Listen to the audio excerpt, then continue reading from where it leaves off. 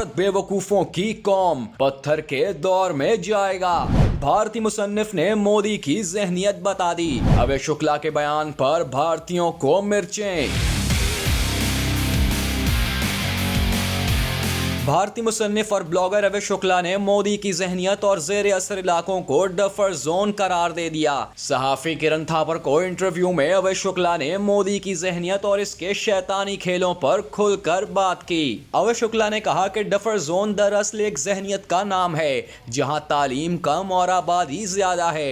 ज्योग्राफियाई तौर पर भारत का डफर जोन शुमाली भारत और शुमाल मशरकी हिस्सा है जो हिंदू हॉटलाइन के तौर पर जाना जाता है और जहां बीजेपी की अक्सरियत के साथ भारत के नेशनल मीडिया की भी अक्सरियत पाई जाती है। अभय शुक्ला ने कहा कि अगर वो डफर जोन के खदोखाल बनाए तो इसमें हिंदुत्व का मजहबी रंग शामिल है जो अदम बर्दाश्त पर मबनी है। ये दूसरे मजहब और दूसरी जबान को बर्दाश्त नहीं करते और तमाम मुसलमानों को दहशतगर्दों से जोड़ देते हैं। इन्होंने भारतीय फौज की कर्नल सोफिया कुरैशी और यूनिवर्सिटी प्रोफेसर अली खान महमूदाबाद की मिसाल देते हुए कहा कि इन जैसे अफराद को भी सिर्फ इनकी मुस्लिम शनाख्त की बुनियाद पर शक की निगाह से देखा जाता है। अभय शुक्ला ने कहा कि डफर का एक और अहम पहलू ये है कि वहां के लोग किसी भी बात पर अंधा यकीन रखते हैं, बगैर तहकीक या सवाल किए इसे सच मान लेते हैं।